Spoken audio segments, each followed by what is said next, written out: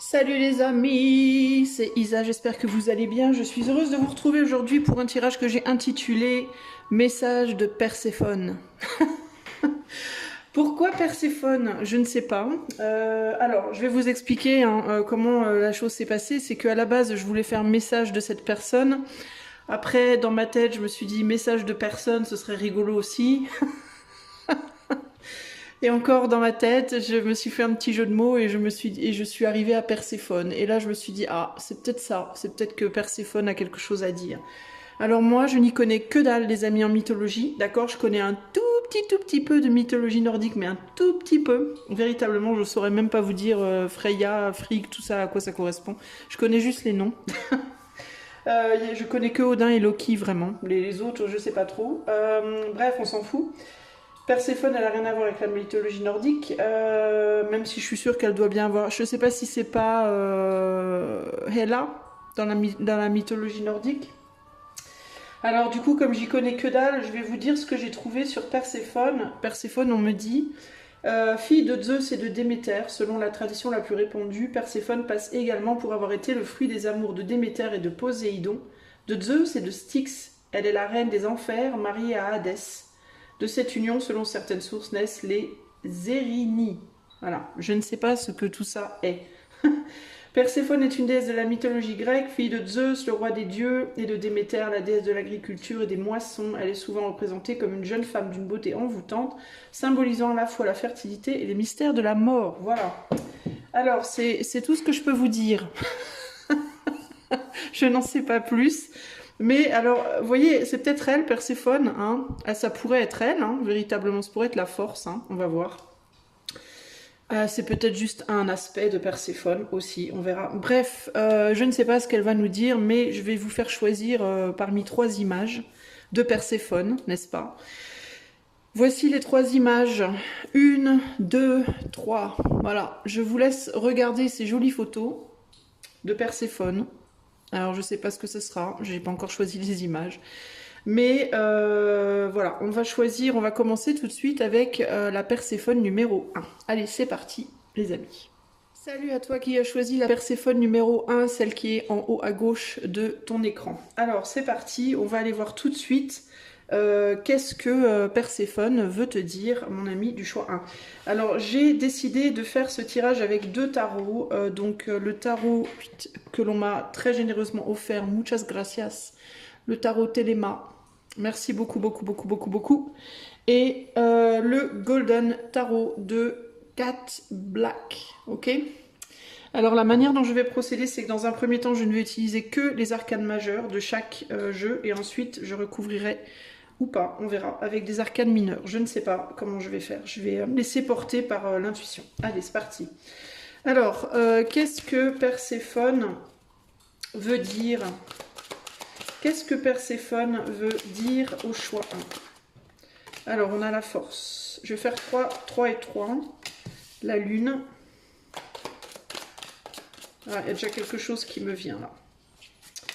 La force, la lune et le magicien avec ici le jugement. Et là on a, qu'est-ce que Perséphone souhaite dire au choix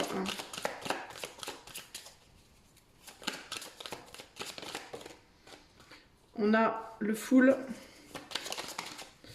On a les amoureux.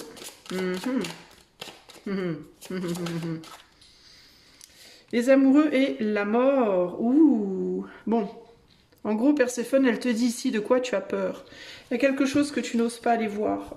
Choix numéro 1. Et là, on a une impératrice. Alors, la première chose qui me vient là comme ça. Déjà, je vais grossir un petit peu le truc pour que tu aies une meilleure image. Voilà. La première chose qui me vient, c'est la peur d'aller voir quelque chose dans les profondeurs de ton être, la peur d'aller voir le féminin. On a l'impératrice qui est là. La peur d'aller voir le féminin, la peur peut-être d'aller creuser plus profondément en toi, plus profondément dans tes émotions, plus profondément dans ton ombre également, dans le côté, on va dire, un peu plus sombre du féminin.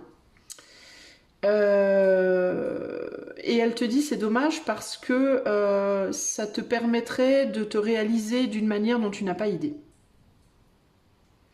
Tu rejettes peut-être un aspect particulier de la femme ou du féminin dans ta vie, que tu sois homme ou femme d'ailleurs, hein. Et cet aspect, pour moi, c'est le côté un peu plus sombre. C'est le côté pouvoir de la femme, pouvoir du corps, pouvoir de l'attraction, pouvoir esthétique, pouvoir féminin, pouvoir des désirs, pouvoir des rêves, pouvoir de la volonté, de tout ce qui vient de l'intérieur en réalité. On dirait que tu rejettes ce côté-là, que tu le démonises un peu, qu'il te fait peur, que tu veux pas y aller. Que tu préfères, toi, être plus dans le masculin, être peut-être aussi dans ta vie de manière générale plus quelqu'un d'actif que de passif. Tu peux avoir peur de ne rien faire, par exemple. Ça peut être aussi bête comme chou que ça. Peur de ne rien faire, peur de juste te poser et de contempler. Tu peux être aussi dans l'autocritique par rapport à cette envie que tu aurais de te poser et de ne rien faire, de juste contempler, de juste rêvasser. De rêver, de fantasmer, peut-être aussi que tout ça, c'est des choses qui te font peur. Alors ça peut être des peurs par peur de s'y perdre, ou ça peut être des peurs par peur du côté sombre, par peur t'as peut-être une mauvaise vision de ça, de manière générale, hein. Du pouvoir sexuel de la femme, du pouvoir sensuel de la femme, du pouvoir séductif de la femme, de ton propre pouvoir, en ce qui concerne ces domaines-là. Peut-être que tu es quelqu'un qui pense que ne rien faire c'est feignant, que contempler, que réfléchir, qu'aller dans son monde intérieur cette feignance, c'est ne servir à rien, voilà. Il peut y avoir ce côté-là. Tout ça, c'est quelque chose qui t'impressionne et qui te fout la trouille et tu veux pas y aller. Et ce qu'on veut te dire, ce que Perséphone te dit, en gros, c'est mais c'est dommage parce que tu te prives d'un pouvoir qui est important en fait pour toi, pour te réaliser dans la vie, en fait, tu vois. Et qui n'a pas nécessairement lieu d'être démoniaque ou d'être mauvais ou d'avoir peur, mais qui est un outil comme un autre en fait. C'est comme si Perséphone, elle te disait toutes ces choses que je viens de mentionner là, ce sont des outils en réalité, ce sont pas des choses à bannir. Le mal, entre guillemets, si mal il y a, ne vient pas de l'outil. Le mal, si mal il y a, vient de ce qu'on en fait. Voilà. C'est comme si tu avais peur des pistolets et que tu voulais jamais regarder un pistolet, jamais en tenir un, jamais parce que tu te disais le pistolet égale mort. Voilà, donc non. Alors que le pistolet, on va pas forcément s'en servir pour tuer des gens, on peut s'en servir pour jouer, pour tirer sur des cibles, pour jouer, pour jouer, façon de parler. Ça peut être un sport, on peut s'en servir pour défendre aussi des gens, pour les protéger justement. Voilà, ça peut être fait, c'est pas nécessairement un outil pour tuer. C'est ce que l'homme en fait, c'est ce que l'homme et la femme, comme je dis l'homme c'est au sens large, hein. C'est au sens de l'humain. C'est ce que l'humain en fait, mais c'est pas la base du truc quoi. Enfin pas nécessairement en tout cas. Même si peut-être l'intention première, quand on a construit la toute première personne qui a construit une arme, je pense pas que c'était pour l'attaque. Pour moi, ma logique me dit que à la base des bases, le premier humain, entre guillemets, qui a construit une arme, peu importe de quelle arme on parle, l'a sûrement construit pour se protéger à la base. Ok ? Et ça a été sûrement détourné après pour tuer de manière gratuite. Mais c'est pas le but premier. Et là, c'est un peu l'idée aussi ici, hein. Il est possible que toi, dans ton entourage, tu aies vécu le côté plus négatif de la femme. Peut-être que ta mère, tes sœurs, ou les femmes dans ta vie de manière générale, ont une tendance à utiliser peut-être leur séduction, leur pouvoir à des fins qui sont pas très nobles, hein. Peut-être que tu as connu des femmes qui utilisaient leur pouvoir sexuel ou physique pour attirer les hommes et leur piquer leur argent ou pour les faire tourner en bourrique ou peut-être que tu as eu une mère qui a trompé ton père ou je sais pas moi, c'est des exemples lambda mais tu vois ce que je veux dire. Il est possible que dans ton enfance, dans ta vie, t'aies connu comme ça des femmes pas très nobles, on va dire, ou qui n'étaient pas très... qui ne t'ont pas montré un bon exemple de comment utiliser ce pouvoir-là à bon escient. Voilà, en gros, c'est un peu ça l'idée. Et du coup, c'est ce qui a pu te faire peur, c'est ce qui a pu instiller en toi, distiller en toi une forme de peur. Une femme qui aurait utilisé sa sexualité à outrance, une femme qui l'aurait utilisé, qui l'aurait entre guillemets pas respectée, qui ne se serait pas respectée elle-même à un moment de sa vie, qui, enfin tu vois, ça peut être des choses comme ça là, et qui t'auraient montré un côté de la femme qui n'est pas très chouette, quoi, pas très noble, pas très chouette, pas très valorisant, a pu te faire peur et a pu du coup te faire tourner le dos, voilà, à ce côté-là en particulier. De la même manière, par exemple, qu'un homme violent dans ta vie aurait pu te faire tourner le dos aux hommes parce que tu aurais du mal à voir autre chose dans l'homme que de la violence. Ben, peut-être que toi, tu as du mal à voir autre chose dans la femme que ce côté séducteur, peut-être profiteur, peut-être manipulateur, peut-être, tu vois. Alors je dis pas que c'est pas un côté potentiel chez la femme. La femme a cet outil de manipulation par le charme, par la sexualité, par le côté physique, etc. Mais entre nous, l'homme là aussi, hein, c'est le côté féminin de l'homme d'ailleurs, ce côté-là de séduire. Mais c'est pas parce qu'elle l'a qu'elle va nécessairement l'utiliser à des fins négatives ou à des fins destructrices. Ok ? C'est ce que Perséphone veut te dire ici. Donc peut-être d'arrêter de te méfier des femmes de manière générale, d'essayer de voir la femme sous un autre angle déjà. Et puis aussi d'essayer de voir la femme en toi sous un autre angle, hein. Parce que ça peut aussi aller du coup jusqu'à la femme, c'est pas que le corps, d'accord? La femme, c'est pas que la séduction, c'est aussi le rêve, c'est le désir, c'est la création intérieure, c'est la gestation, c'est le fait de nourrir les choses. Et peut-être que c'est la médiumnité, le côté spirituel, entre autres choses. Et peut-être que du coup, toi, tu vois tout ça comme quelque chose de pas très chouette, voilà. Tu peux te dire, utiliser toutes ces choses-là, c'est vilain, c'est pas beau, c'est sale, c'est dangereux, c'est négatif, c'est destructeur, etc. etc. Alors que ça n'a rien à voir avec ce n'est pas ça en fait, hein. C'est encore une fois, ça, ce sont des outils, et les outils, la personne individuelle va décider de ce qu'elle va en faire et de comment elle va les exploiter, mais l'outil en lui-même n'a rien de sale, de destructeur, de mauvais, etc. etc. Ok ? Du coup, toi, dans ta vie, tu peux être beaucoup plus confortable dans le rôle masculin. Je suis proactif, je vais travailler, je vais faire des choses concrètes, je me base sur ce que je vois et ce que je peux toucher, j'évite de me connecter au féminin, j'évite ce côté-là, qui est vilain, qui est destructeur, etc., etc., etc., qui est sombre et que je ne maîtrise pas et qui me fait peur, et etc., etc. Ok ? Et ce que Perséphone te dit ici, en fait, c'est arrête d'avoir peur. L'homme et la femme sont égaux, hein, entre guillemets, en droit, n'est-ce pas? Ils ont le droit d'être, les deux ont le droit d'être. Il n'y en a pas un qui est mieux que l'autre ou pire que l'autre. Ce sont des outils, entre guillemets, ils ont des outils différents, mais chacun de leurs outils peuvent être utilisés pour le bien ou pour le mal, selon la volonté de l'individu. Ce n'est pas l'outil qui va déterminer son rôle, c'est l'individu qui détermine le rôle de l'outil, entre guillemets. Ok ? Nous sommes, nous, les outils de Dieu. Je ressens ça aussi, hein. Nous sommes, nous aussi, les outils de Dieu. Et c'est Dieu qui détermine comment nous utiliser également. Il faut sortir aussi de cette croyance que nous déterminons tout. C'est pas vrai. Ok ? C'est pas vrai, ça. On détermine certaines choses, mais certainement pas tout. Ça ressort, c'est pas la première fois que ce message me vient, là, les amis.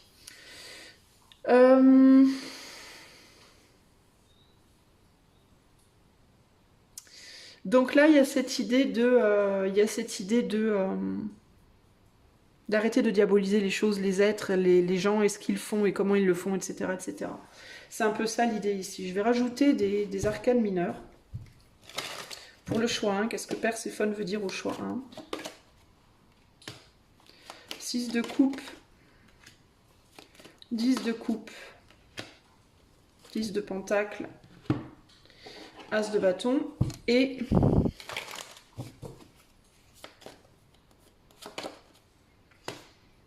3 de pentacle, 8 de coupe. Ah, il y a une peur de perdre l'équilibre, il y a une peur d'être déséquilibré. Et 2 d'épée. En fait, ta peur, elle vient d'une peur de perdre pied et de si tu vas voir, entre guillemets, le féminin plus en profondeur, tu as peur de t'y laisser absorber. C'est le côté absorbant du féminin qui te fait peur. Le féminin, par nature, c'est le cercle dans lequel le masculin... Bon, je vais pas te faire un dessin, mais tu vois ce que je veux dire. Et il y a cette peur d'être mangé, d'être avalé, d'être dévoré par ce féminin. D'être absorbé, entre guillemets. et de te perdre du coup, de plus réussir à en sortir. Donc il y a cette idée du pouvoir féminin parce qu'il y a une peur d'être manipulé, d'être absorbé dans quelque chose qui te dépasse. Si tu te livres si tu te laisses aller à ce côté séducteur, si tu te laisses aller à ta propre séduction, si tu te laisses aller à la pratique des arts divinatoires, des arts ésotériques, tout ça, parce que tout ça c'est très très féminin en substance, si tu te laisses aller aux rêves, si tu te laisses aller au désir, aux fantasmes, etc., etc., t'as peur de te perdre dedans et de plus avoir le contrôle et de plus savoir comment te sortir de cette situation. Ce qu'on te dit ici, c'est que c'est pas vrai en fait. Hein, tu as la maîtrise, on a un roi de bâton ici. Hein, tu es tout à fait capable de maîtriser, tu seras tout à fait capable de te maîtriser, même si tu t'autorises à aller dans ce monde-là. Si tu vas dans ce monde-là, il y a aussi un plus grand pouvoir pour toi qui t'attend. Un plus grand pouvoir de manifestation de ton être, de tes désirs profonds, de la vraie personne que tu es, de ta personne profonde. C'est comme si à l'heure actuelle, il y a une partie de toi qui n'était pas exprimée. Voilà, c'est comme si à l'heure actuelle, dans le monde, tu fonctionnais par juste ton côté masculin, juste une partie de toi, mais que ton féminin, il était coupé, entre guillemets. Et il est possible que du coup tu te fies à des féminins extérieurs à toi-même, extérieurs à ton propre féminin pour avancer. Ça veut dire quoi? Ça veut dire que tu peux te fier aux désirs des autres, aux fantasmes des autres, aux rêves des autres, aux envies des autres et à la séduction des autres, plutôt qu'à la tienne, pour avancer. Typiquement, ça peut vouloir dire, est-ce que tu n'es pas en train de réaliser un rêve qui ne t'appartient pas? Est-ce que tu n'es pas en train de travailler dur pour le désir d'une personne qui n'est pas le tien de désir? Tu vois, par exemple, ça c'est un exemple, mais ça peut se traduire de bien d'autres manières. Est-ce que tu ne vas pas chercher chez l'autre une beauté physique, une attirance physique, charnelle, sensuelle, parce que tu ne la trouves pas chez toi-même, hein? Tu vois, est-ce que tu ne vas pas chercher chez l'autre l'amour et la nourriture parce que tu es incapable de t'aimer et de te nourrir toi-même? Tu vois ce que je veux dire? Parce que le féminin, c'est ça, c'est l'amour, le fait de nourrir, le fait de prendre soin. Et quand on va chercher ça ailleurs, c'est qu'on n'arrive pas à le faire chez soi. Et si tu n'arrives pas à le faire chez toi, c'est parce que tu veux peut-être pas regarder ton propre féminin. Et si tu ne veux pas, c'est parce que tu as une image peut-être du féminin de manière générale qui te fout la trouille, à mon avis. En tout cas, c'est ce que Perséphone essaie de te dire ici, ok? 6 de coupe, la force, 6 de coupe, 10 de coupe.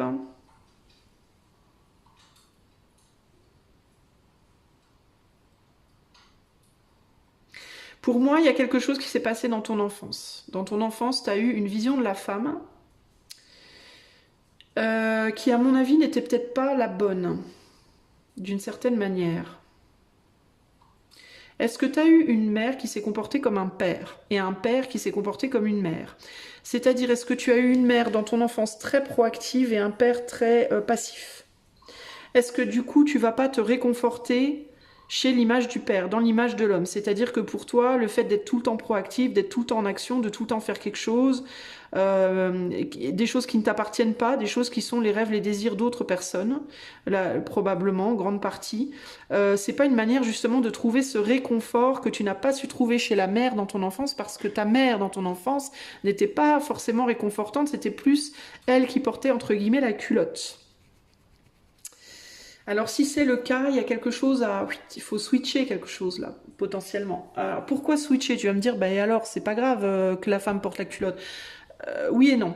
C'est pas grave et en même temps c'est grave parce que du coup ça coupe l'enfant d'un côté de lui en grandissant. Et du coup ça le force à devoir faire ce travail-là, de devoir aller chercher cette part dont il ou elle a été privé par peur, encore une fois, par peur ou par rejet dans l'enfance. Il y a quelque chose comme ça ici, d'accord? Si tu avais eu dans ton enfance la notion de le père va faire les choses, va être proactif et la mère ne nourrit les désirs, les rêves, etc., il y aurait pas cette difficulté-là à l'heure actuelle.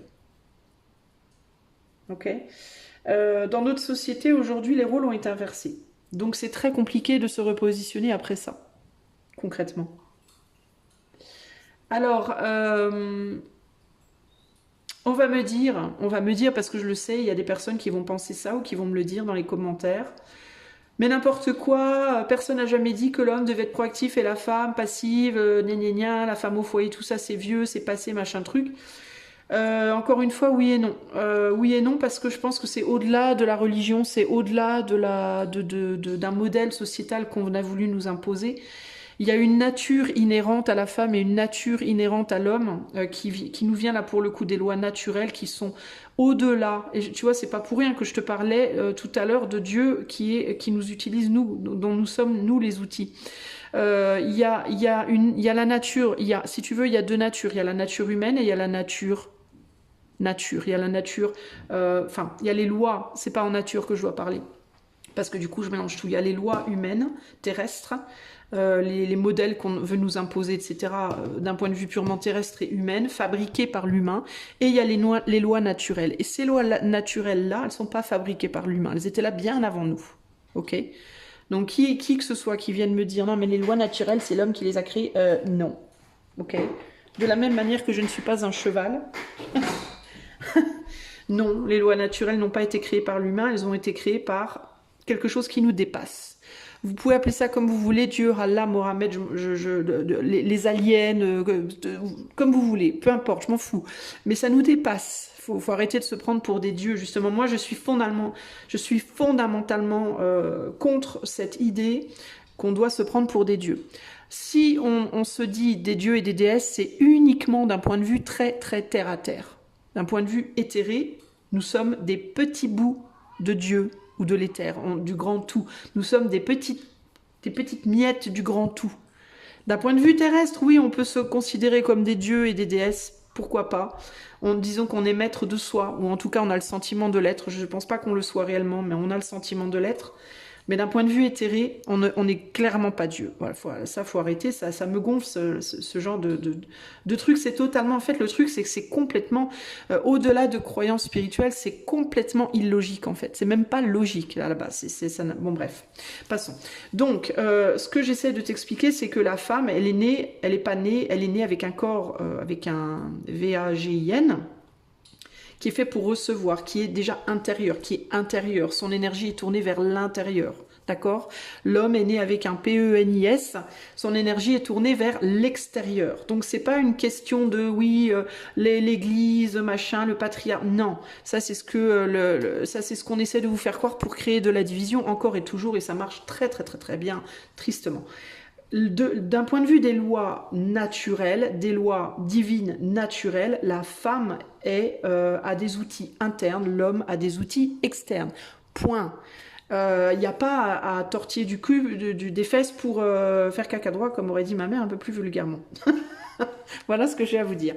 Bref, concrètement, voilà le message de Perséphone. Je ne vais pas aller trop loin parce que je m'en sortirai jamais si je commence à vous dire mes points de vue et croyances. Alors évidemment, tout ce que je vous dis, c'est mes points de vue, ma croyance, etc.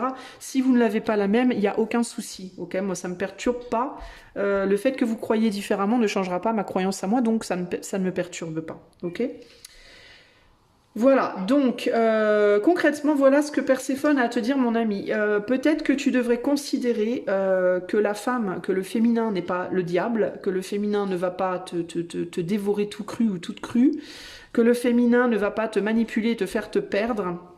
Il est possible que dans le passé, dans certains cas, vous ayez eu des déboires avec les femmes, mais ça vient plus de votre vision de comment elles sont que de leur nature intrinsèque. Pourquoi ? Parce que si vous avez une vision négative de la femme et que vous ne la considérez que sous son jour, que vous ne la valorisez justement que sous son jour un petit peu perséphonesque, hein, c'est-à-dire un petit peu démoniaque, puisque c'est la reine aussi des enfers, vous allez attirer des femmes comme ça dans vos vies. C'est-à-dire que si vous voyez la femme comme étant une vilaine sorcière, séductrice, qui utilise sa sexualité par exemple pour attirer les hommes et les détruire, etc., il y a de grandes chances que ce soit exactement ce type de femme-là que vous attiriez dans vos vies, en tant qu'homme ou femme, peu importe. Hein.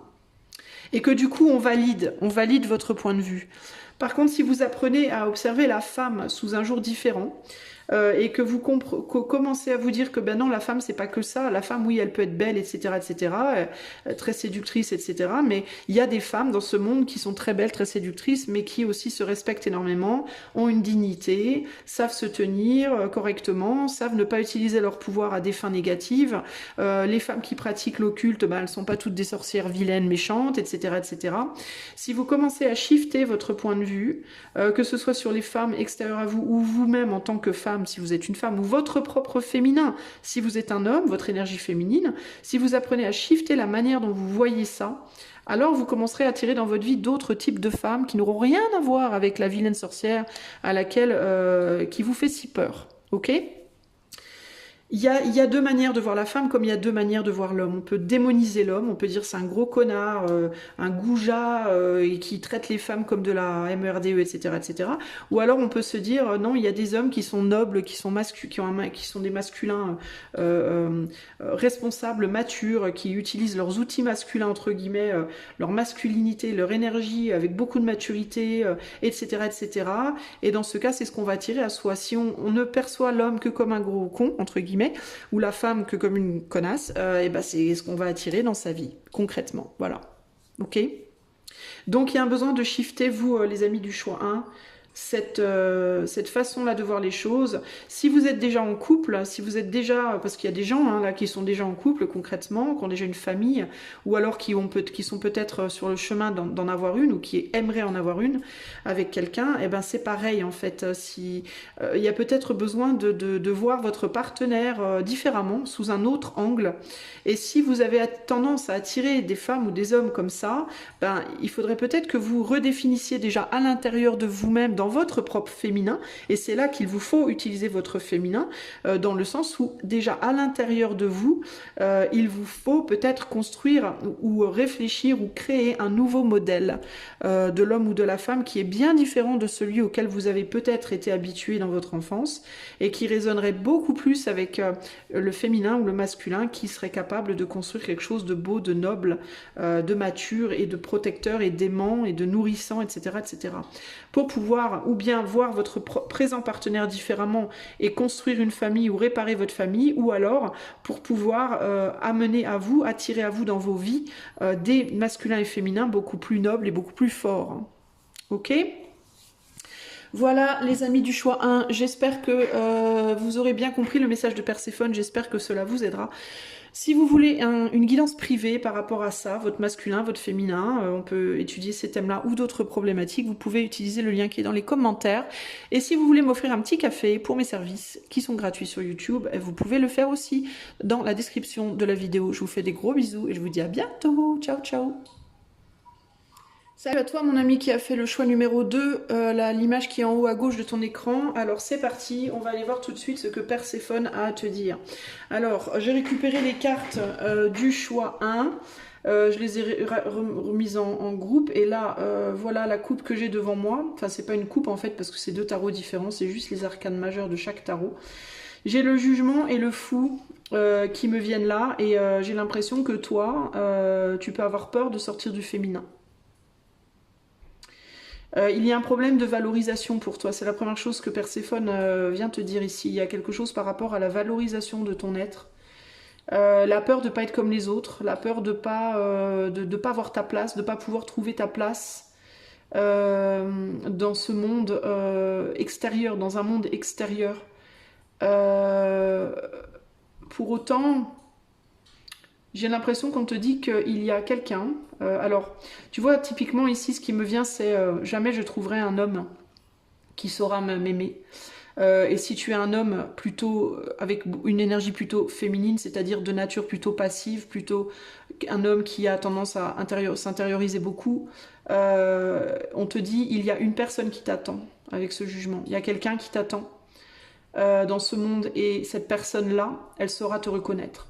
Même si toi, tu as l'impression de valoir rien, tu sais, il me vient ici un peu l'idée de l'image, je suis désolée, enfin, je suis pas désolée en fait, parce que c'est plutôt chouette, mais tu sais, le conte de, c'est quoi, c'est Cendrillon qui perd son soulier de verre, là, je sais pas quoi. Cendrillon, là, en guenille, qui est au milieu de ses sœurs qui sont magnifiques et parées d'or et d'argent et ta. Bah, tu vois le roi là, qui est Jésus-Christ, hein, du coup, ici sur cette carte, qui n'est pas, enfin, qui est le roi, un roi divin, entre guillemets, si je peux dire. Et ben Jésus-Christ, au milieu de toutes ces femmes et de ces hommes qui ont l'air propres sur eux, bon, ils sont pas hyper bien habillés, mais ils sont beaucoup mieux intégrés, on va dire. Ils se sentent beaucoup plus à l'aise, concrètement. Saura te reconnaître parmi les autres. En fait, il y a cette idée-là ici, hein, véritablement, qui me vient. Mais on va aller voir évidemment plus loin. Alors, je t'explique comment je vais faire ce tirage choix 2. Je vais utiliser les arcanes majeures uniquement de 2 tarots qui sont le tarot Téléma que l'on m'a généreusement offert, encore merci, et le Golden Tarot de 4 Black. Je vais utiliser uniquement les arcanes mineures dans un premier temps, je recouvrirai dans un deuxième temps avec les arcanes majeures, ok? Allez, c'est parti pour toi, choix numéro 2. Alors je vais les battre un tout petit peu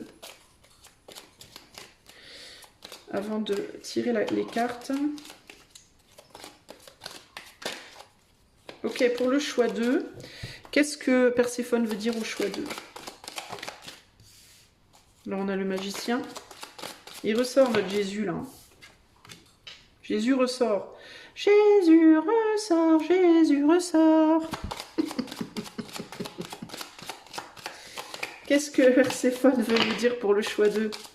Jésus ressort de... je sais pas quoi, hein, où. Et là, on a l'empereur. Ok. Et là, on a le soleil. Bien. Qu'est-ce que Perséphone? Je mélange mes cartes d'abord.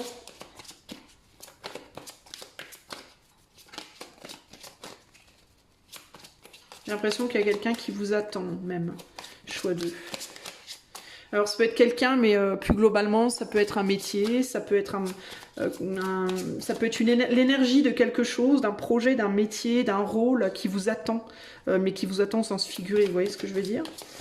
Alors, qu'est-ce que Perséphone veut dire au choix numéro 2?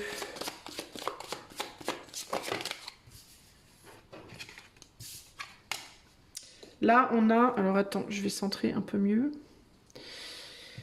On a le chariot. Ouais, on a la justice. Il y a vraiment cette idée d'être dans l'attente, d'être en pause, là. Hein. Et on a la tempérance. Voilà, on a 2 fois la tempérance. Elle a donc changé de place. Et on a l'empereur ici. On a 2 empereurs. Intéressant.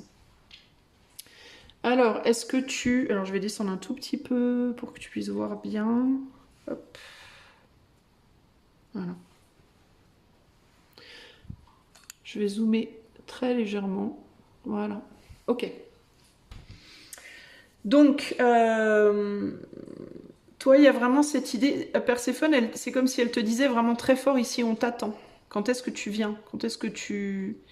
quand est-ce que tu viens montrer tes capacités? Parce que toi, tu as des capacités, mais elles sont très intériorisées.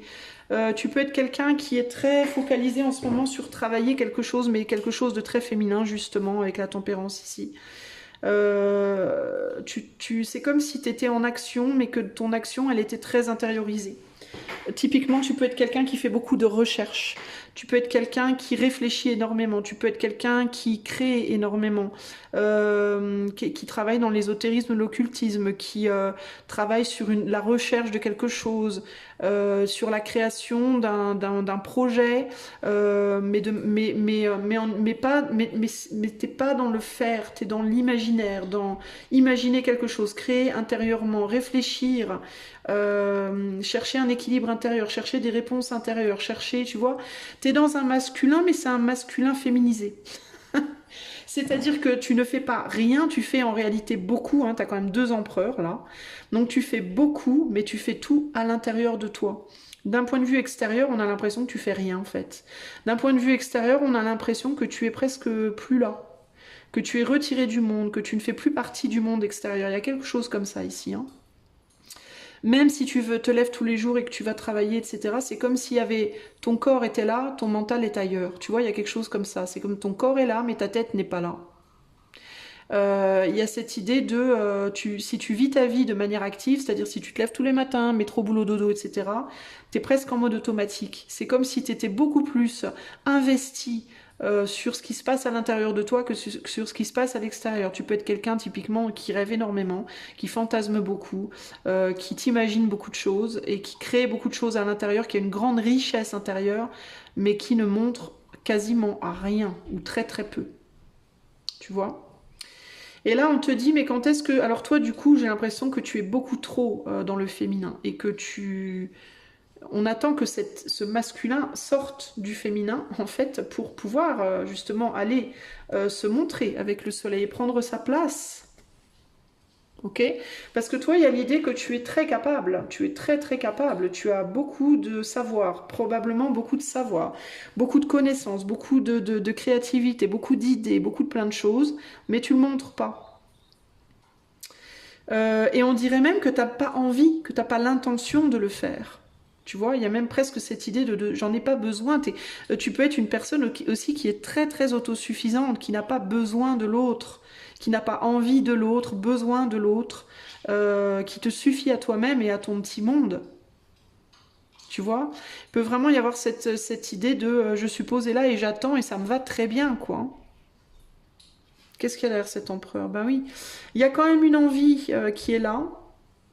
Mais cette envie de te montrer, j'ai l'impression que tu peux la virer. Si tu veux, quand tu as des impulsions d'aller montrer des choses à l'extérieur, on dirait que tu peux t'auto-censurer en mode c'est vain, c'est de la vanité, je vais pas y aller. Je veux pas qu'on me voit comme quelqu'un de vaniteux ou comme une femme qui se la pète ou tu vois, il peut y avoir cette idée de quand tu as envie de montrer de quoi tu es capable, c'est comme s'il y avait cette petite voix méchante qui te disait non mais c'est bon, t'as pas besoin quoi, tu sais que tu es capable, t'as pas besoin de prouver aux autres, arrête, tu vois, il y a le côté comme ça, t'as pas besoin d'aller montrer des choses, tu vois, qui du coup t'empêche de le faire. Alors Perséphone, elle te dit quoi? Elle te dit, on t'attend quoi. Quand est-ce que tu arrives? Parce que tu donnes beaucoup à droite, tu donnes pas beaucoup à gauche en fait. Et il y a aussi l'idée, alors ça va te paraître peut-être un peu présomptueux ce que je vais te dire, mais je le ressens pas comme présomptueux. C'est pas comme ça que je le ressens énergétiquement. Mais il y a aussi le côté, tu as énormément de savoir, tu as énormément de capacités et tu n'en fais pas profiter les autres. Quand est-ce que tu vas montrer au monde de quoi tu es capable? Quand est-ce que tu vas venir enseigner aux autres? Et enseigner, c'est pas nécessairement devenir un éducateur ou un professeur, mais enseigner, c'est aller montrer par l'exemple de la manière dont tu vis, aller montrer aux autres. Montre aux autres ce que tu sais, montre tes connaissances, montre tes capacités, montre ta compréhension, montre ta créativité, montre ce monde intérieur qui est si riche en toi. Pourquoi tu le gardes pour toi et tu veux pas en faire profiter les autres? Le monde en a besoin en fait, tu vois. Et c'est pas présomptueux, c'est pas se la péter, c'est juste que le monde en a besoin. Il y a des choses que tu sais, que tu as compris, ce que tu maîtrises et dont le monde a besoin, véritablement. Et ça, tu le gardes pour toi. Et Perséphone te dit, il est vraiment temps que tu en fasses profiter le monde. Hein? Choix 2. Alors, est-ce qu'on peut m'en dire plus, Perséphone? Est-ce que tu peux m'en dire plus pour le choix 2? Est-ce qu'on peut donner un peu plus peut-être de détails pour aider choix 2 à le faire aussi? On a la reine de coupe. On a l'as de pentacle. On a le roi de coupe avec ici le 2 de pentacle. Et là, on a... Perséphone, plus de détails s'il te plaît pour le choix 2. J'aime beaucoup ce nom Perséphone. As de pentacle, as d'épée, 4 de coupe et 2 d'épée. Alors là, ce qui peut te bloquer, c'est que tu peux ne pas trop savoir comment faire. Tu peux avoir toi le sentiment de ne pas avoir cette valeur, de ne pas avoir ces capacités. Il peut y avoir un syndrome de l'imposteur chez toi, ok? En mode, non mais attends, quelqu'un qui va te dire, mais tu dessines super bien. Bah tu peux te dire, non mais attends, à comparer à machin ou machine, c'est de la gnognotte, tu vois. Syndrome de l'imposteur, je vais pas aller vendre ça ou montrer ça. Oh, je suis trop nulle. Syndrome de l'imposteur. T'as un trop bon médium. Ouais, mais non, machin ou machine est mieux que moi. Non, c'est pas suffisant. Voilà. Il y a ce côté, c'est pas suffisant chez toi. Ok? Qui peut te venir peut-être de ton père. Ton père pouvait être une personne comme ça, on va dire. Ton père avait peut-être des capacités créatrices, créatives, intuitives ou autres, et pouvait déjà, lui, se dire, n'a pu rien avoir fait ou l'avoir fait très tard dans sa vie, ou ne pas avoir eu la reconnaissance qu'il aurait dû avoir parce qu'il avait peut-être déjà en lui ce syndrome de l'imposteur. C'est peut-être bien ton père qui te l'a transmis, ça. Et là, c'est comme si Perséphone venait un peu... ta mère peut-être a encouragé ton père à le faire, ta mère t'a peut-être encouragé toi à le faire. Et Perséphone se place avec cette reine de coupe dans l'énergie de ta mère. Qui te dit non mais quand est-ce que tu vas te bouger les fesses et aller montrer ce que tu sais faire et toi tu peux être en mode non mais moi je sais pas assez, je suis pas assez, et on te dit mais si tu es assez en fait, arrête de te dire que tu n'es pas assez, tu es carrément suffisante, t'es blindé de capacité en fait, voilà. Mais il faut que tu y crois en réalité. Tu vois, on a Excalibur ici qui ne demande qu'à ce que tu l'apprennes, mais tu as un sentiment de futilité. Il y a un sentiment de futilité en toi parce que tu n'arrives pas à voir cela. Alors peut-être que tu dois reconnaître en toi la part du père. Alors, quand je dis la part du père, on me dit attention, Isa, au tirage général. Donc ça peut être ou ton père ou ta mère qui avait un syndrome de l'imposteur et l'autre qui essaie de l'encourager à en sortir. Mais ta mère pouvait avoir le rôle du père chez toi et le père pouvait avoir le rôle de la mère. C'est-à-dire que ta mère pouvait être passive et ton père actif ou l'inverse, dans l'énergie, ok? Donc replace les choses par rapport à l'énergie et pas par rapport au sexe physique, entre guillemets, mais par rapport à est-ce que c'était ton père ou ta mère qui était plus passif, donc féminin, ou ton père et ta mère qui étaient plus actifs, donc masculin, ok? Mais clairement, c'est au niveau du plus actif, au niveau du... Non, encore que... oui, c'est vraiment ça. Il y a un côté comme ça, de syndrome de l'imposteur, et il y a quelqu'un qui n'arrivait pas à se valoriser. Voilà.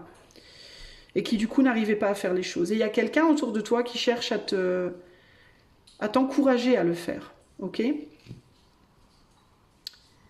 Les capacités que tu as, en question, si tu veux plus de détails, on me dit aussi, Perséphone me dit aussi ici, les capacités en question que tu as et qu'on t'encourage à montrer n'étaient pas forcément les capacités de ton père. Ça pouvait être les capacités aussi de ta mère. C'est-à-dire que tu as hérité de dons au sens figuré, hein, transmis par ton père ou ta mère, c'est-à-dire que tu as un savoir-faire, tu as au minimum un savoir-faire que tes parents savaient faire. Peut-être que tu avais un père qui dessinait très bien et tu dessines très bien. Peut-être que tu avais une mère qui, je sais pas moi, qui chantait magnifiquement et que tu as été hérité de ça, tu vois, je ne sais pas. Mais ça peut être plein, ça peut être un métier, ça peut être un savoir-faire, ça peut être de l'art, ça peut être, tu vois, je ne sais pas. Mais il y a cette idée, en gros, ici, toi, de quand est-ce que tu vas utiliser ces capacités que tu as également, toi, dont tu as hérité, en fait. On te les a transmis, on te les a passées, ces capacités. Quand est-ce que tu vas en faire quelque chose? C'est vraiment ça, l'idée. Bah, parce que c'est nul, je sais pas faire. Si tu sais faire. Si tu sais faire. Mais il faut que tu arrêtes de te dire que tu n'es pas capable. Et il faut que tu sortes aussi du rôle de l'enfant. Tu peux être coincé un peu dans un rôle d'enfant. Comme si tu attendais qu'on vienne te botter les fesses, qu'on vienne te bouger, te remuer, te tirer par la manche, tu vois. Et on te dit, c'est bon, tu n'es plus un môme maintenant. Hein, tu n'es plus une gamine, tu n'es plus un môme. Il est temps maintenant de te prendre en charge et d'aller montrer au monde de quoi tu es capable, car tu es capable. Tu as des dons, des capacités, utilise-les. C'est vraiment ça l'idée ici. Hein. Arrête de te planquer en fait, quoi. Arrête de vivre cette vie de rêve intérieurement uniquement. Va la mettre en pratique, cette vie de rêve. Va la matérialiser, en fait. Hein. C'est vraiment ça que Perséphone te dit, choix numéro 2. Ok ? Voilà pour toi, mon ami. J'espère que cela t'aidera. Choix 2. Si tu veux un tirage privé pour en savoir plus, tu peux utiliser le lien qui est dans les commentaires. Si tu souhaites me payer un petit café pour les services gratuits que je propose sur YouTube, tu peux le faire avec le lien qui est dans la description. Et moi, je te fais un gros bisou et je te dis à bientôt pour de nouvelles aventures. Ciao, ciao. Salut à toi, choix numéro 3. Donc, si tu as choisi le choix 3, on va aller voir avec toi le message que Perséphone a à te donner. J'ai récupéré le dos des 2 arcanes majeures, des 2 tarots que je vais utiliser du choix 2. Je vais les interpréter pour toi. Ici, on a le tarot Téléma et le Golden Tarot de Cat Black. Merci pour ce cadeau à la personne qui m'a fait cadeau de ce tarot.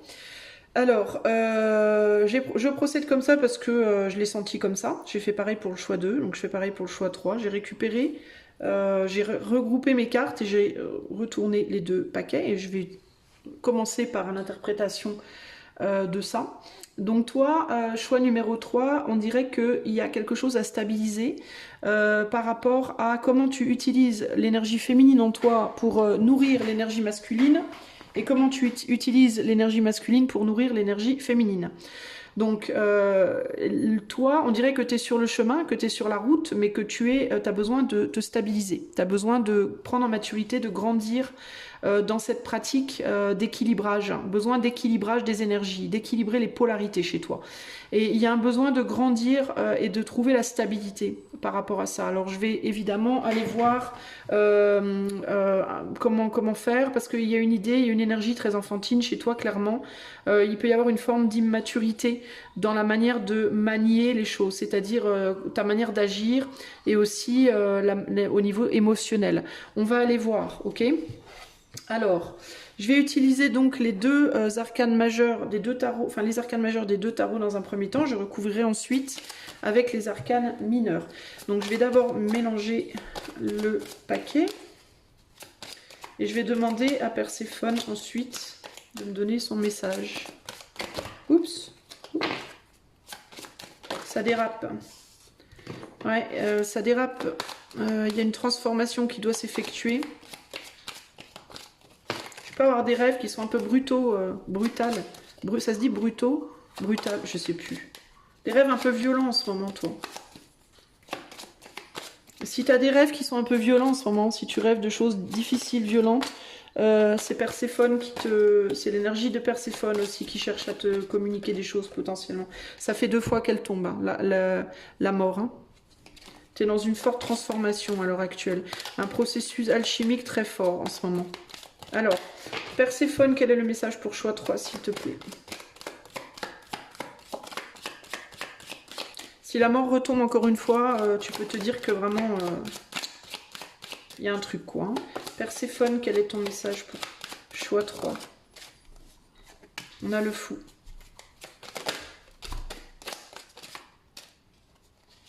On a l'impératrice. Et on a la force. Et on a... Alors, la mort n'est pas ressortie, mais elle s'est quand même montrée très clairement 2 fois. Alors, le fou, l'impératrice, la force et les amoureux. Alors, quel est le message de Perséphone? Attends, je vais d'abord bien mélanger le jeu.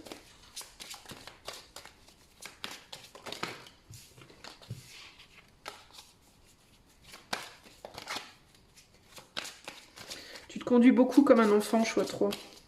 Ou une enfant. Et tu peux avoir tendance aussi à... Tu te positionnes pas comme un humain, tu te positionnes comme un... C'est bizarre en fait, on montre beaucoup les chiens, là, les animaux, là. Et j'ai l'impression que c'est toi. C'est chelou, hein. Est-ce que tu te fais traiter par les autres comme un... comme un animal, plutôt que comme un humain, ou est-ce que tu traites les autres comme des animaux plutôt que des humains? Ça peut être l'un ou l'autre. Alors il peut y avoir un gros complexe d'infériorité ou de supériorité chez toi, choix 3. Ok, Perséphone, quel est le message pour choix 3?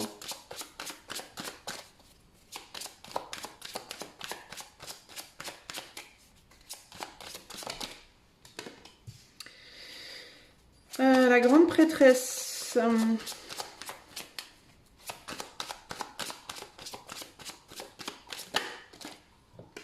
L'empereur. Impératrice, l'empereur. Intéressant, hein?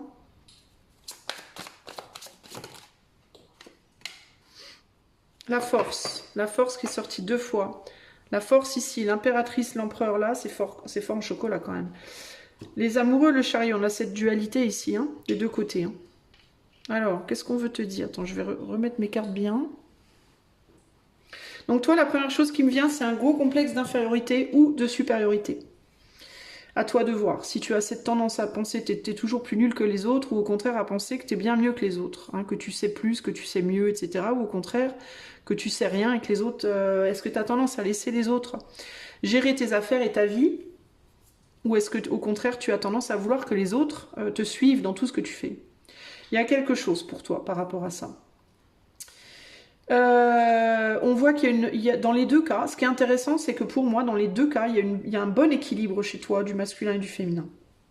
Dans les deux cas, tu as une forte capacité à bien équilibrer ton masculin, ton féminin. C'est-à-dire que tu peux être autant passif que proactif. Voilà. Passif que proactif. Tu peux être aussi doué à aller retourner à l'intérieur de toi, à fantasmer, à rêver, à pratiquer les arts occultes, pourquoi pas, à travailler ton apparence, etc., etc. Tout ce qui concerne l'énergie féminine, à nourrir l'autre, à prendre soin d'eux, etc. Et de toi-même.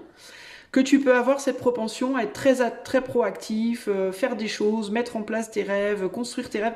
En gros, tu as la capacité, toi, de vraiment non seulement créer des choses à l'intérieur de toi, mais aussi les mettre en œuvre à l'extérieur. Il y a une forte propension à la réalisation de soi chez les personnes du choix 3 ici. Okay, vous êtes très capable. Le seul problème que vous avez, c'est que vous avez une difficulté à maîtriser l'intensité. Vous, c'est pas une problématique de maîtriser vos polarités, c'est une problématique de maîtriser l'énergie, l'intensité avec laquelle vous exprimez ces énergies tour à tour. Ok ? Donc vous pouvez typiquement devenir des tyrans et en mode je sais ce que je veux, je vais le réaliser, qui m'aime me suive, nique sa mère. T'es pas content, c'est pareil. Au contraire, vous pouvez être beaucoup plus en mode oui, moi je veux faire ci et ça, je sais ce que je veux faire, je vais le faire, mais je veux déranger personne, hein, surtout. Alors peut-être que d'abord je vais aller faire ce que les autres veulent parce que je veux pas déranger. Ou alors vous pouvez carrément fluctuer entre les deux. C'est-à-dire qu'à certains moments de votre vie, vous pouvez être des tyrans, d'autres moments de votre vie, vous êtes des carpettes, des paillassons, et vous n'arrivez pas à trouver un juste milieu. Il peut aussi y avoir cette idée, certains d'entre vous, ça peut se manifester autrement, c'est-à-dire que vous pouvez être bien en ce qui concerne la valeur de vous-même et la valorisation des autres, mais vous pouvez avoir des problématiques de pendant un an, je vais être tout le temps à l'intérieur de moi-même et je vais être pas du tout dans le masculin, et l'année d'après, je vais être que dans le masculin et je vais complètement zapper mon monde intérieur. Voilà. Donc vous, c'est vraiment purement une problématique d'équilibrer les choses. Donc ça va être véritablement assez simple. Si vous avez tendance à être un peu à penser que vous êtes mieux que les autres, arrêtez de penser que vous êtes mieux que les autres, c'est pas vrai. Si vous avez tendance à penser que vous êtes moins que les autres, arrêtez de penser que vous êtes moins que les autres, c'est pas vrai. Si vous avez une tendance à être tout blanc ou tout noir, mais jamais entre les deux, en gros, il va falloir apprendre à être médium. Vous voyez, c'est-à-dire entre les deux, voilà, hein, véritablement. C'est pas pour rien que j'ai dit, ça a résonné très fort dans ma tête quand j'ai dit, il va vous falloir apprendre à être médium. Peut-être que vous avez aussi de fortes capacités médiumniques, mais que vous voulez pas les montrer, que vous voulez pas les utiliser. Vous êtes typiquement quelqu'un qui peut être très connecté à l'éther, qui peut avoir beaucoup d'informations sur le plan médiumnique, justement, mais qui ne vous en servez absolument pas assez dans la matière. Ou au contraire, vous ne vous servez que de ça. Voyez? Alors que vous êtes capable de tout faire. Vous êtes capable véritablement de tout faire. Si vous savez équilibrer les choses, mais vous êtes en mode petit enfant encore par rapport à toutes ces capacités. Vous avez encore du mal à vous gérer, ok? Et l'enfant, c'est vraiment ça, hein. C'est tantôt il va vouloir, il va penser que sa mère, elle est tout pour lui et qu'il faut tout lui donner, et que c'est elle qui sait tout faire pour lui, qui sait rien faire. Et puis après, quand il va grandir un petit peu, il va être en mode non, maintenant c'est moi qui décide et toi tu suis. Enfin voilà. Et vous êtes vraiment dans cette énergie-là. Vous êtes un homme ou une femme qui ou bien avait tendance à prendre les autres pour vos larbins un peu, ou alors au contraire les autres vous prennent pour leurs larbins. Mais vous vous imposez pas et vous montrez pas vos capacités, et vous avez pour moi la capacité d'utiliser votre monde intérieur pour manifester les choses à l'extérieur. Et certains d'entre vous, peut-être pas tous, mais certains d'entre vous, vous avez des capacités médiumniques, donc vous êtes capable de communiquer avec les autres mondes, enfin l'éther entre guillemets, mais vous ne le faites pas. Ou au contraire, vous ne faites que ça, et vous faites rien d'autre. Donc là, il y a l'idée il faut apprendre à équilibrer les choses. Ok? Et ça ne s'apprendra qu'avec la pratique, qu'avec la vie, qu'avec la maturité, en maturant dans votre vie. Ok? On me dit également que vous êtes à différents stades. Il y en a qui sont au stade de tout petit bébé. Donc le tout petit bébé, je vous dis, hein, le tout petit bébé, c'est je sais rien faire tout seul. Je peux pas rien faire tout seul. Les autres doivent faire pour moi. Ok? Un complexe d'infériorité. Il y en a d'autres, vous serez au stade adolescent. Adolescent, c'est maintenant c'est moi qui décide et mes parents n'ont rien à me dire. Voilà. Donc là, c'est complexe de supériorité. Il y en a d'autres qui seront presque au stade où ça y est, ils arrivent à tenir sur leur chariot tout seuls et à maîtriser leurs chevaux tout seuls. Vous allez être à différents stades, choix 3. Mais vous, concrètement, ce qu'on veut vous dire, les plus importants pour moi ici, c'est vraiment, vous avez la capacité d'être vraiment, vous êtes bien, en fait, au niveau des polarités. Là où vous n'êtes pas bien, c'est au niveau de votre manière de les exprimer. Ok? Parce que vous êtes capable, vous avez la capacité. Il y en a, ils ont besoin d'apprendre à travailler leur masculin. Ils sont tout le temps dans les rêves, ils savent pas faire, ils sont pas proactifs, ils ont besoin d'apprendre. D'autres qui savent que faire, mais ils sont pas du tout liés à leur monde intérieur, ils ont besoin d'apprendre. Vous savez faire les deux.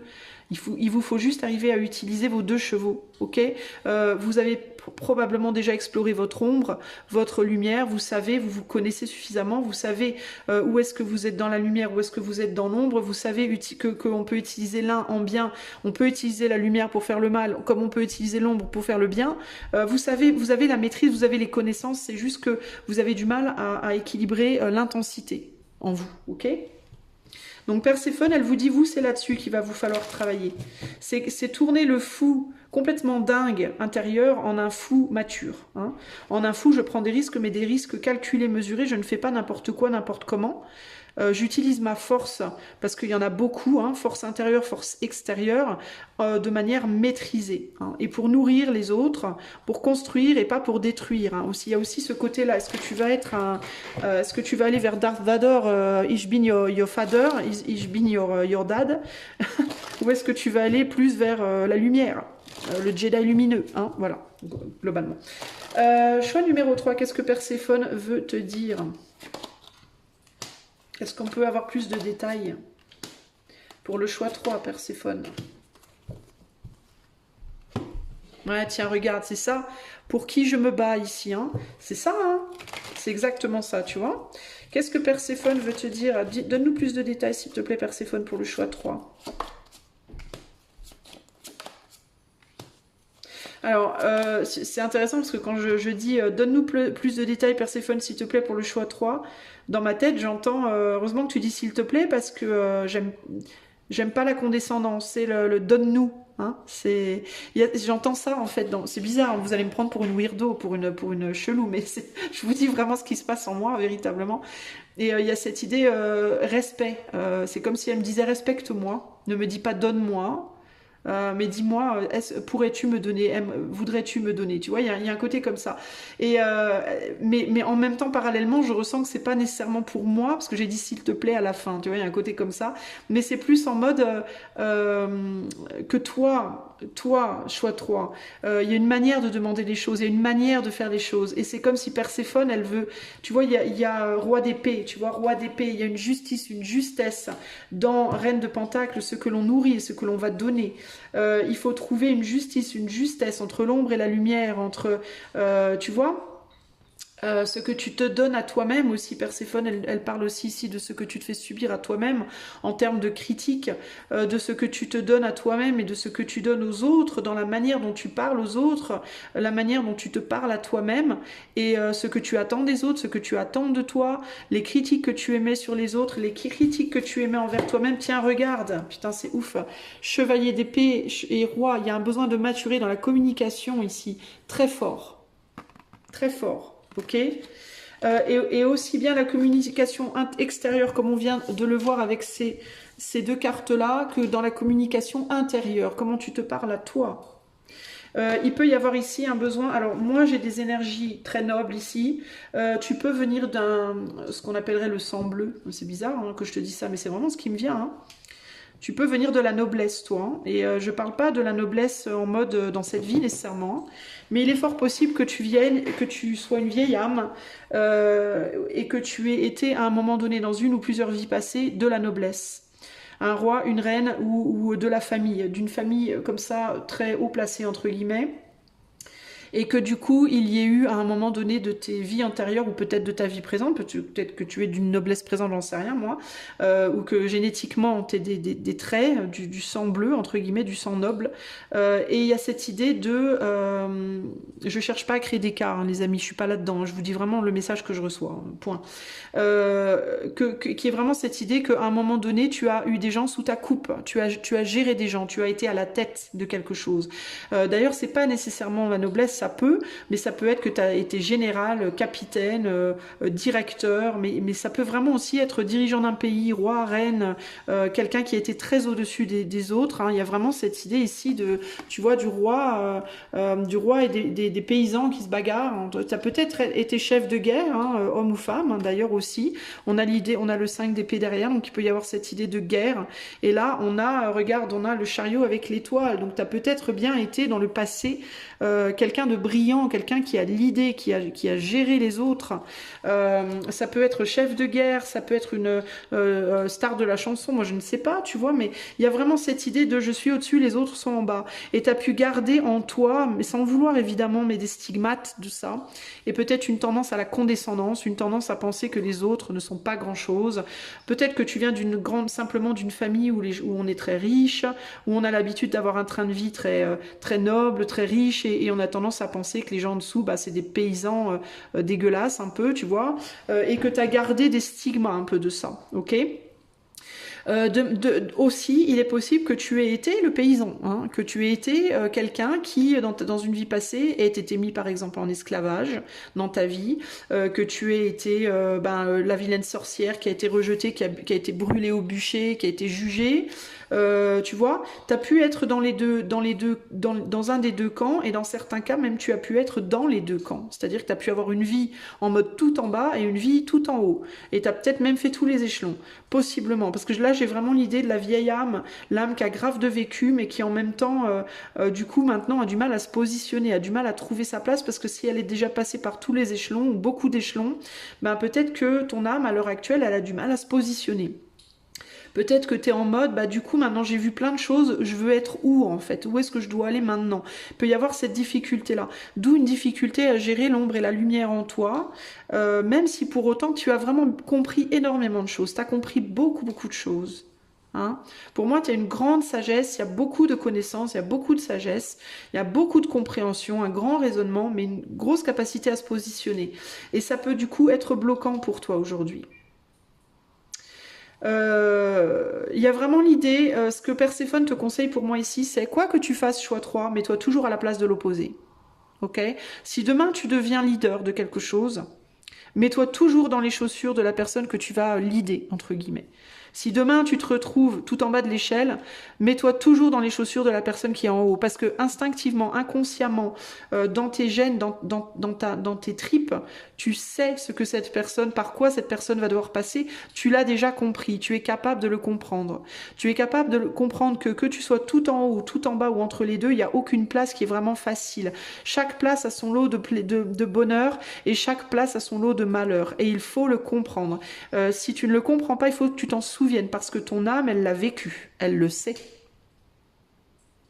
Ok ?